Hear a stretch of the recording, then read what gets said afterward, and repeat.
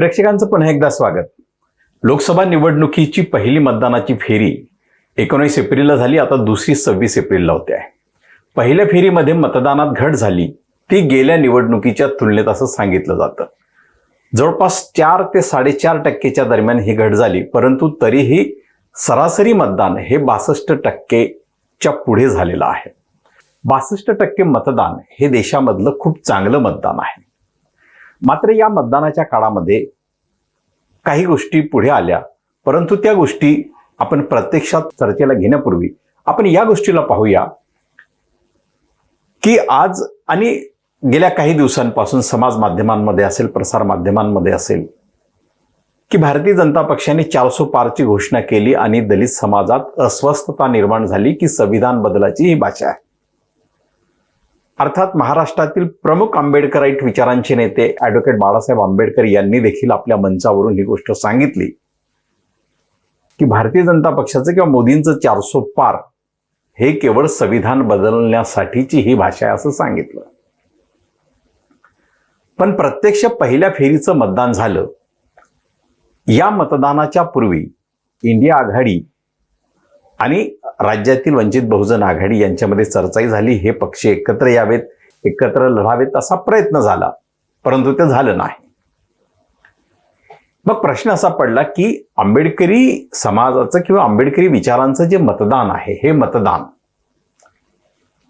हे जर इंडिया आघाडीला मिळालं नाही तर निश्चितपणे भारतीय जनता पक्षाच्या जागा त्या ठिकाणी निवडून येतील असा एक कयास लावला जातो किंवा सांगितलं जातं. आणि सातत्यानं संविधान बदलणार ही भाषा विरोधी पक्षही करतो आहे आणि आंबेडकराईट समुदायातूनही ते बोललं जात आहे. आता संविधान बदलणं हे किती कठीण आहे, म्हणजे संविधान बदलणं म्हणजे ते काही लोकसभेतून त्या संविधानाच्या संदर्भात अमेंडमेंट केली आणि संविधान बदलून जाईल असा भाग निश्चितपणे नाही. संविधान बदलासाठी संविधान सभा हीच बोलवणं गरजेचं आहे. परंतु तरी आपण असं मानूया की सत्तेच्या रेट्यामध्ये, म्हणजे मोदी सत्तेच्या काळामध्ये सत्तेचा रेटा आणि यंत्रणा, त्यात संवैधानिक संस्था देखील आपल्या ताब्यात त्यांनी ज्या पद्धतीनं घेतल्या आणि ज्या पद्धतीनं विरोधकांची आणि एकूणच लोकशाहीची कोंडी केली, कारण अनेक राज्यांमध्ये मुख्यमंत्री आणि राज्यपाल यांचे संघर्ष कायम सुरू राहिले. म्हणजे विरोधी पक्षांची जर त्या राज्यांमध्ये सत्ता असेल तर त्या राज्यांमधल्या राज्यपालांशी त्यांचा सातत्यानं संघर्ष आहे. म्हणजे एक प्रकारे हा संघर्ष संविधानाच्या नैतिकतेच्या विरोधात आहे, म्हणजे संविधानाला जे अनुसरून जे करायचं आहे त्याच्या विरोधात आहे. त्यामुळे गेल्या काही वर्षापासून संविधान हे तणावात आहे असं म्हटलं जात होतं आणि आताच्या निवडणुकामध्ये संविधान बदललं जाईल अशी गोष्ट सातत्यानं विरोधी पक्षांकडूनही सांगितली जाते आणि आंबेडकरी विचारवंतांमध्ये, आंबेडकरी मध्यमवर्गामध्ये ही गोष्टही मनामध्ये ठसलेली आहे. आणि त्यामुळे झालं असं की आंबेडकरी समुदाय हा प्रथमच आपलं मतदान संविधान बचावच्या बाजूने देण्यासाठी मोठ्या प्रमाणात तयार झालेला आहे. आणि तो मतदार म्हणून त्या दिशेनं तो मतदान करतो आणि पहिल्या मतदानाच्या फेरीमध्ये 102 जागांवर जे मतदान झालं त्यामध्ये हे स्पष्टपणे दिसलं की आंबेडकरी समुदाय किंवा आंबेडकरी विचारांचा समुदाय हा मतदानाला मोठ्या प्रमाणात निघाला. जेव्हा हा समुदाय आपल्या 15% लोकसंख्येत जेव्हा मतदानाला निघतो आणि जेव्हा त्याचा निर्धार पक्का असतो की तो संविधान बदलणाऱ्यांच्या विरोधात मतदान करेल, ही गोष्ट जेव्हा स्पष्ट होते तेव्हा ते श्रेय, म्हणजे संविधान बदलणाऱ्यांना बदलवण्याचं जे श्रेय आहे ते या समुदायाला मिळू नये यासाठी मग एक प्रकर्षानं चर्चा आली, प्रसार माध्यमांमध्येही आली आणि अनेक ठिकाणी आली की संघाने किंवा RSSने मतदानापासून वेगळं राहण्याची भूमिका घेतली. अर्थात संघाने वेगळं राहणं म्हणजे नागपूरसारख्या काही वस्त्यांमध्ये जी संघाची कोर एक कम्युनिटी राहते, त्या कम्युनिटीमधून कदाचित कोणी मतदानाला गेलं किंवा नाही. आता या देशामध्ये जो शिक्षित आहे, उच्च शिक्षित आहे, तो मतदानाला न जाणं, त्याने मतदान न करणं ही गोष्ट म्हणजे स्पृहणीय नाही, प्रतिष्ठेची नाही, तरीही अशा वस्त्यांमधून मतदानाला गेले नाहीत आणि मग अशी चर्चा आली की मोदी यांच्या विरोधात संघाची आपली एक भूमिका आहे. परंतु प्रत्यक्षात असं आहे की मोदींच्या काळामध्ये संविधानामध्ये ज्या अमेंडमेंट झाल्या किंवा संविधानात जे संशोधन झाले 99 ते 106 म्हणजे 99व्या घटनादुरुस्तीपासून जी 13 एप्रिल 2015लाच करण्यात आली, परंतु ती 16 ऑक्टोबर 2015ला सर्वोच्च न्यायालयाने अवैध ठरवली आणि शेवटची घटनादुरुस्ती ही 106वी. तर या 8 घटनादुरुस्त्या या मोदी काळामध्ये झालेल्या आहेत. परंतु या घटनादुरुस्त्या झाल्या आणि त्यामध्ये फार काही वेगळं नसलं तर एक मात्र आर्थिक निकषावरचं आरक्षण हे सगळ्यांना खटकणारं राहिलं, खास करून संविधानाच्या मूलभूत ढाच्याशी ते विसंगत असल्याच्या बाबीवरून.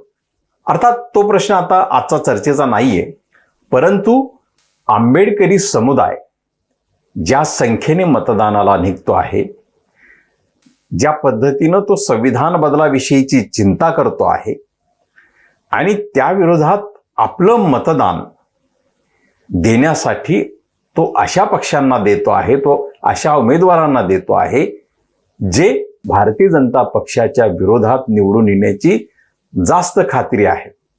आणि म्हणून पहिल्या टप्प्याचं जे मतदान देशामध्ये 102 जागांसाठी झालं, त्या 102 जागांवर झालेलं मतदान 4 ते 4.5% घटलं असलं तरीही ते सत्ता बदलाच्या दिशेने परिपक्व आहे, पुरेसं आहे असा संदेश देशातच नव्हे तर स्वतः पंतप्रधान नरेंद्र मोदी यांनाही पोहोचला आहे.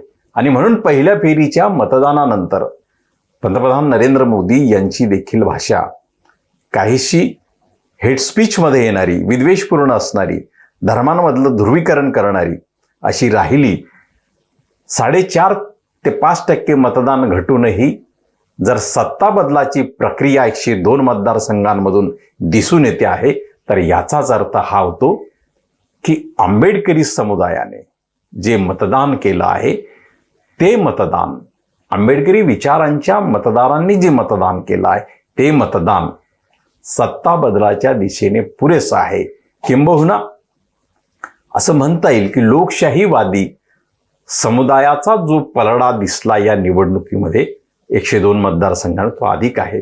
आणि म्हणून येणाऱ्या दुसऱ्या टप्प्यामध्ये जवळपास 89 मतदारसंघांमध्ये हा दुसरा टप्पा जो होईल, यामध्ये देखील मतदानाची टक्केवारी ती 4-4.5% घटली तरीही ती संघाची घटेल, परंतु सत्ता बदलाच्या दिशेने तयारी केलेल्या लोकशाहीवादी समुदायाची आणि खास करून आंबेडकरी समुदायांची मतदानाची जी टक्केवारी असेल ती वाढलेली असेल.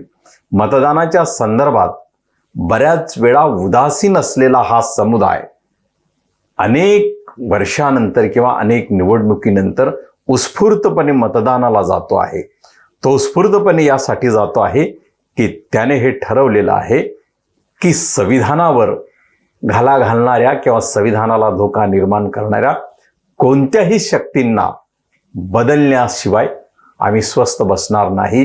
हे लोकशाही मतदान पद्धतीतून दाखवून देण्याचा आंबेडकरवादी समूहाने खास प्रयत्न केला आहे आणि त्याची चर्चा प्रसारमाध्यम आज करताना दिसत नाही. या उलट या बदलाचं श्रेय ज्यांनी मतदानच केलं नाही त्या संघाच्या मतदारांना मीडिया आणि खास करून सामाजिक माध्यमांमध्येही देण्याचा प्रयत्न चालू आहे. तर ही गोष्ट स्पृहणीय नाही.